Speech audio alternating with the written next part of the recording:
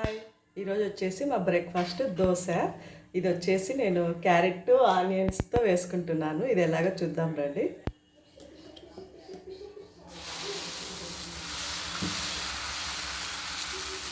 ఇలా దోశ వేసేసుకొని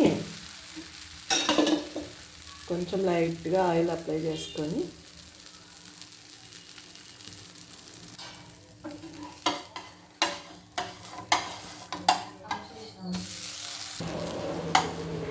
తర్వాత కొంచెం పచ్చడి అప్లై చేసేసుకోవాలి దోశకి.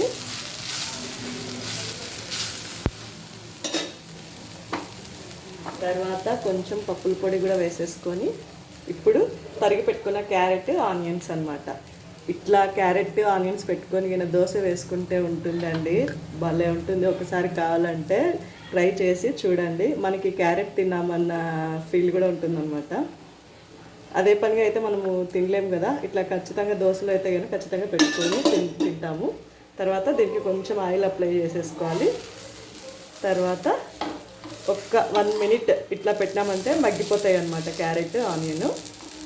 ఇది వచ్చేసి చాలా టేస్ట్గా ఉంటుందండి. ఒకసారి కావాలంటే ట్రై చేయండి.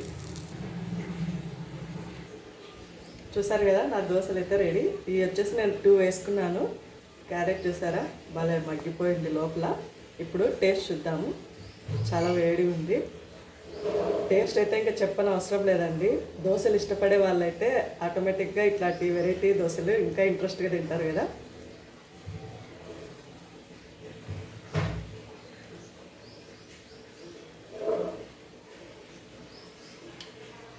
చాలా బాగుందండి, ఒకసారి ట్రై చేయండి.